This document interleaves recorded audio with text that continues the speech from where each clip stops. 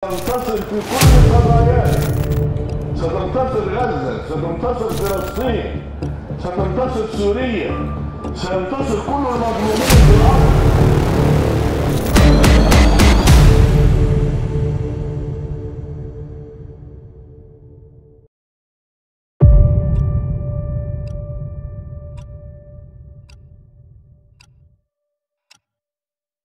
Assalamualaikum warahmatullahi wabarakatuh. Saya harap yang menonton video ini diberikan keberkatan dan saya mengucapkan terima kasih kerana masih bersama Aqsa Sharif. InsyaAllah pada hari ini, seperti semua orang yang mendengar berita sudah tahu apa yang berlaku baru-baru ini. Umat Islam kehilangan seorang lagi, Mujaddidul Ummah, seorang yang memberikan nafas baru terhadap agama Islam, seorang yang telah memberikan banyak sumbangan. Dalam erti kata, beliau menghabiskan masa hidup beliau untuk membebaskan ummah ini daripada dibelenggu kejahilan. Dalam masa yang sama, beliau juga berjuang seumur hidup beliau untuk membebaskan umat ini juga daripada penjajahan dan juga penindasan dalam kalangan pemimpin-pemimpin yang zalim, sama ada Islam ataupun bukan Islam. نشترط الحرية قبل تطبيق الشريعة. Jadi video pada hari ini saya akan sebutkan tentang beliau. Siapakah beliau? Syekh Yusuf Al-Qaradawi. Nama beliau sangat terkenal. Kalau kita search di Google, YouTube, akan keluar macam-macam carian, ratusan ribu carian kita boleh dapati dalam pelbagai bahasa. Sumbangan beliau telah sampai ke seluruh dunia, dan baru-baru ini beliau meninggal dunia, bermakna beliau tidak dapat lagi meneruskan sumbangan beliau,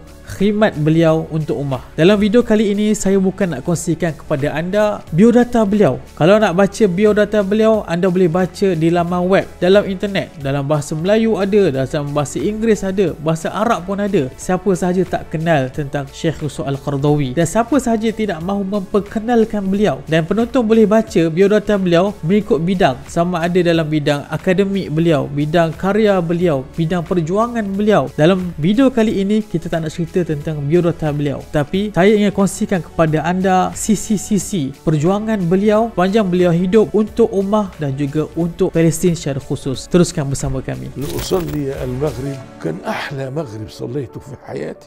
Ya salam. لأول مرة أحس بصلاة الجماعة، محرومين حتى كان ساعات يحرموا علينا الجماعة في الزنزانة. Sebelum itu, jangan lupa subscribe, bantu kami untuk mendapatkan lebih banyak subscriber. Apabila menyebut tentang nama beliau, Yusuf bin Abdullah bin Ali bin Yusuf, saya teringat sebuah hadis yang mana Nabi Muhammad SAW menyebutkan, Innallaha yab'athu li hadhil ummah ala ra'si kulli mi'ati sanah man yujaddidu laha dinah. Sungguhnya Allah menghantarkan ataupun Allah mengutuskan seseorang yang akan menghidupkan kembali agama ini dalam setiap 100 tahun. Jadi siapakah yang dihantarkan itu? Wallahu ta'ala a'lam. Tapi kalau kita baca sejarah, selain daripada zaman Nabi Muhammad SAW, selain daripada zaman Khilafah Ar-Rashidah, kita dapati bahawa akan ada seseorang ataupun sekumpulan manusia yang menghidupkan kembali ummah ini untuk lebih dekat kepada ajaran Islam dan ajaran Rasulullah SAW. Kita mungkin dengar Umar Abdul Aziz, kita mungkin dengar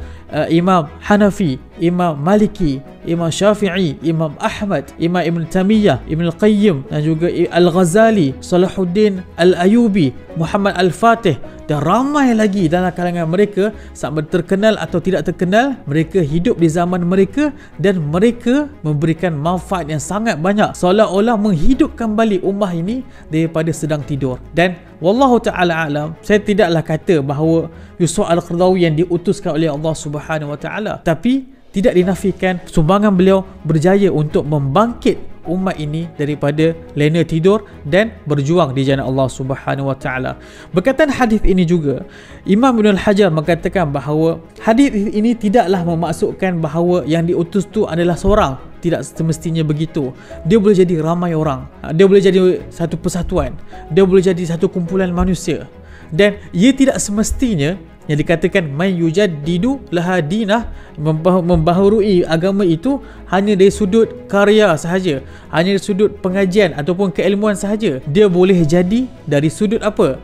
Dia boleh jadi sudut dakwah, dia boleh jadi dari sudut berperang, boleh jadi sudut politik dan sebagainya. Dan saya mendoakan amalan Syekh Yusuf Al-Qaradawi diterima oleh Allah Subhanahu Wa Taala. Saya mendoakan beliaulah yang diutuskan oleh Allah Subhanahu Wa Taala. Allah sahaja yang lebih tahu. Walau bagaimanapun, kita dapat lihat bahawa Syekh Yusuf Al-Qaradawi merupakan ulama ummah yang dikenali, disegani dan juga diterima oleh pelbagai lagi manusia yang wujud di atas muka bumi. Dan dalam kalangan mereka adalah dalam kalangan sarjana, dalam kalangan ilmuwan, walaupun berbeza mazhab, walaupun berbeza ideologi, walaupun berbeza parti, berbeza agama dan sebagainya, beliau diterima dan juga diiktiraf oleh ramai orang.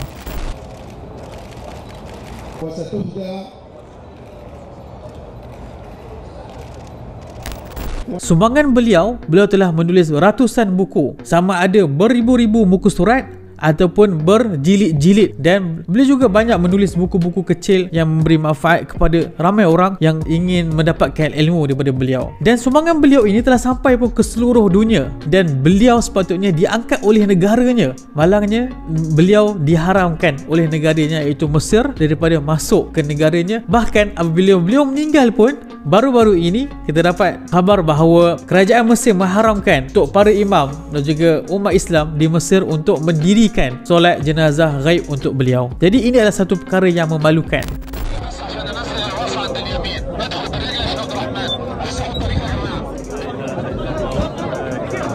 Dalam ratusan buku yang beliau tulis itu, buku yang terakhir ataupun karya yang terakhir yang beliau telah menghasilkan, yang beliau telah tulis adalah Fiqhus Salah, fiqh tentang solat. Ini sesuai dengan hadis Rasulullah SAW yang menyebutkan bahawa amalan pertama yang ditanyakan oleh Allah Subhanahu Wa Taala di akhirat kelak adalah tentang solat. Sabda Rasul SAW, "Inna awwala ma yuhasabu bihil 'abd yaumal qiyamah min 'amalihi salatuhu, fa in saluhat faqad aflaha wa anjah, wa in fasadat faqad khaba wa khasir." Karya yang terakhir disiapkan oleh Syekh Yusuf Al-Qaradawi dalam ratusan buku yang telah beliau tulis adalah tentang Fiqhus Salah, dan ia adalah karya berkenaan tentang bagaimana nak mengajar orang solat dengan betul. Semoga Allah menerima amalan Syekh Yusuf Al-Qaradawi.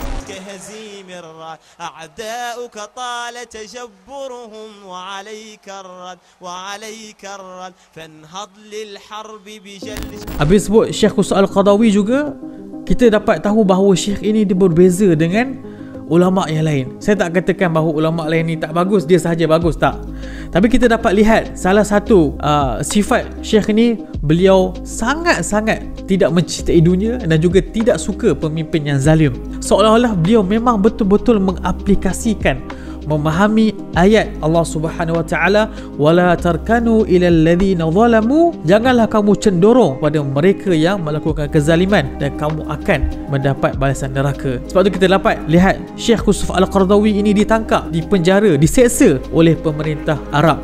Okay? Sejak beliau pelajar lagi pada tahun 1948, pada tahun 1949, 1954 dan 1963, dan sampailah beliau wafat pun beliau masih lagi dihukum oleh negara kelahirannya untuk memasuki ataupun untuk pulang ke negaranya. Jadi perkara ini satu sifatlah yang kita kena ketahui tentang Syekh Yusuf Al-Qaradawi. Intaha ahdu Bashar al-Assad, intaha لأنه أصبح يقاتل شعبه ويقتل شعبه.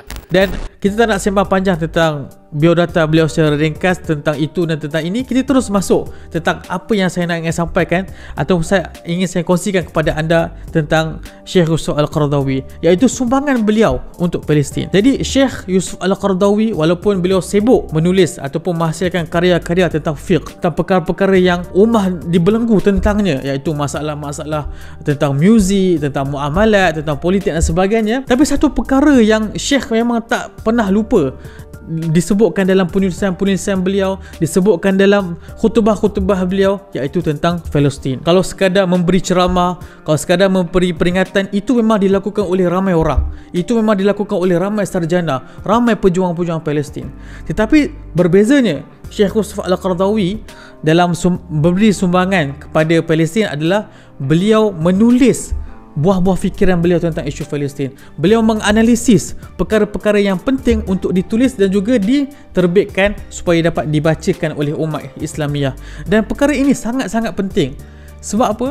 Dalam kita berjuang, yang lebih penting sebelum berjuang itu dan ketika berjuang dan selepas perjuangan adalah pemahaman. Jadi kalau kita dalam isu Palestin ini, kita tak dapat memahami isu Palestin itu dengan betul, kebarangkalian kita punya perjuangan adalah silap. Dan ini sangat-sangat penting seperti mana yang dituliskan Al-Quran sendiri. Fa'lam annahu la ilaha illallah. Allah sebut, ketahuilah tiada Tuhan melainkan Allah. Allah memulakan dengan ketahui. Allah tak kata sebutlah, Allah tak kata angkatlah, Allah kata ketahuilah, fa'lam, i'lam. Dan ini adalah sumbangan penting yang diberikan oleh Syekh Husn Al-Qaradawi dalam membantu isu Palestin. Dan banyak sebenarnya karya-karya beliau yang menulis ataupun yang menyentuh tentang isu Palestin.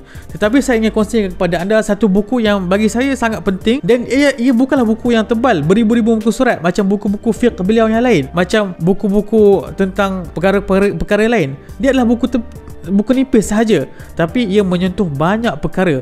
Buku tersebut berjudul Al-Quds Qadiyatu Kullu Muslim. Al-Quds adalah qadiyah setiap Muslim. Dan saya sendiri pernah menghasilkan banyaklah konten-konten penulisan-penulisan berkaitan buku ini, hasil daripada bacaan saya tentang buku ini. Dan saya harap kalau mereka yang dapat terjemahan buku ini boleh baca buku ini. Kalau yang faham bahasa Arab, terus beli buku ni. Dan buku ini kalau kita search dekat Google pun memang dapat banyak yang berbentuk PDF. Jadi sementara nak tunggu bas, sementara nak tunggu makan, sementara nak buat apa-apa saja, bolehlah baca buku ini, iaitu Al-Quds Qadiyatu Kullu Muslim. Antara perkara yang sangat penting juga yang saya ingin kongsikan kepada anda daripada buku ini, satu perkara yang kita mungkin tak terfikir benda ni, tapi benda ni dipersoalkan dan juga ramai dalam kalangan kita tersilap faham tentang perjuangan kita dalam isu Palestin. Buku ini menulis tentang negara Israel itu. Ini salah satu sahajalah konten ataupun buah fikiran Syekh telah tuliskan dalam buku tersebut tentang negara Israel. Adakah kita menentang negara Israel ini sebab ia adalah sebuah negara, sebab ia adalah penduduknya orang Yahudi? Ini dalam buku ini oleh Syekh, dan Syekh menekankan bahawa Bani Israel, yang mana cucu cicitnya adalah orang-orang Yahudi, pendatang haram Yahudi yang sekarang duduk di negara Israel itu, mereka duduk dalam negara ini, negara Israel ni, negara haram Israel ni pun sebenarnya tak ada masalah. Kalaulah kita memusuhi negara Israel itu sebab mereka berketurunan Bani Israel, sebab mereka ini adalah orang-orang yang berdarah Bani Israel, kita pun sebenarnya ada masalah.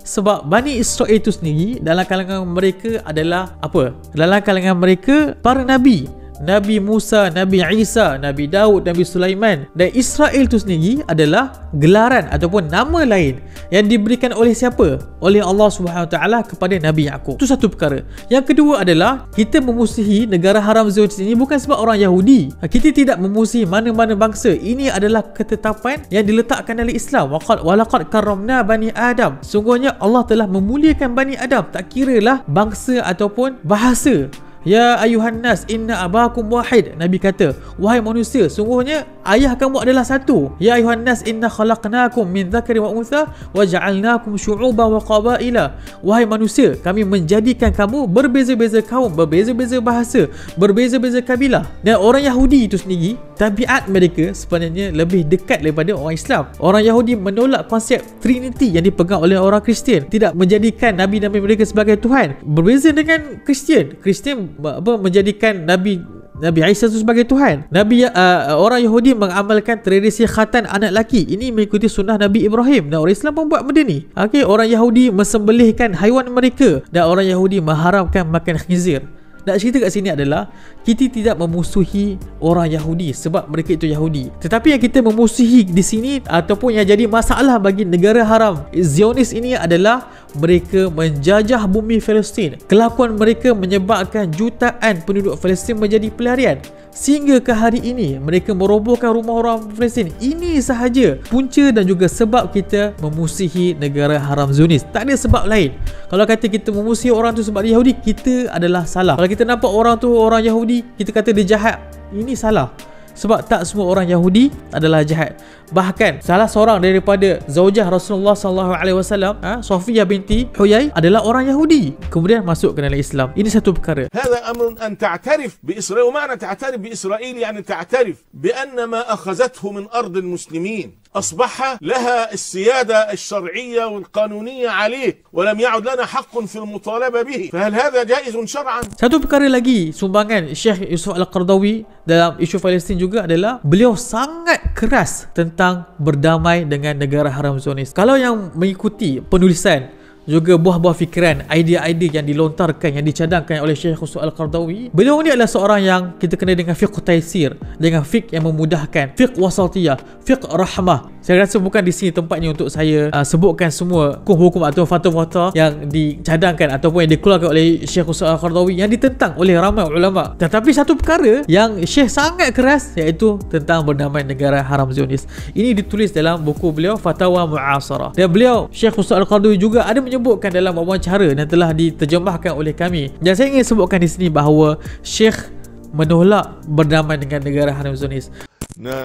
نشتاق إلى المسجد الأقصى ولكن نحب أن ندخله محررا تحت الراية الإسلامية. Satu lagi fatwa yang mana ditentang oleh ramai orang dan sampai kata fatwa ini adalah fatwa Yahudi, fatwa ini adalah fatwa Zionis, iaitu fatwa Syekh Khusru Al-Qaradawi yang mengharamkan untuk orang selain daripada orang Palestin, Malaysia termasuk dalam orang tersebut, untuk pergi ke negara Palestin walaupun dengan cara jalan Jordan ke, apatah lagi kalau dengan lapangan terbang Ben Gurion ataupun lapangan terbang Tel Aviv diharamkan. Nama غير الفلسطينيين لا أحل لهم أن يدخلوا يعني تحت سلطان الاحتلال. Sebab ia adalah dikira mengiktiraf kedaulatan negara haram Zionis, tambahan daripada membantu ekonomi negara haram Zionis. Kita tahu bahawa tourism, pelancongan adalah salah satu sumber besar yang membantu ataupun yang mengangkat negara haram Zionis. So lagi ramai orang-orang Islam yang pergi ke sana, lagi banyak duit-duit kita sebenarnya pergi kepada negara haram Zionis daripada pergi kepada orang Palestin sendiri. Jadi kalau nak bantu macam mana? Seperti yang disebutkan oleh Mufti Palestin, Mufti Al-Quds sendiri, Syekh Akbar Sabri, yang mana beliau mengatakan kalau nak bantu orang Palestin, jangan pergi ke Palestin, tapi bagilah duit kamu kepada NGO-NGO yang membantu Palestin. Jadi ini sahaja perkongsian pendek saya tentang Syekh Khusru Al-Qaradawi. Saya harap anda semua boleh meneruskan membaca penulisan-penulisan beliau, karya-karya beliau, khususnya tentang isu Palestin, khususnya membantu diri anda untuk menjadi orang yang lebih hebat. Jadi jangan lupa subscribe. Kita jumpa lagi di episod akan datang. Assalamualaikum warahmatullahi wabarakatuh.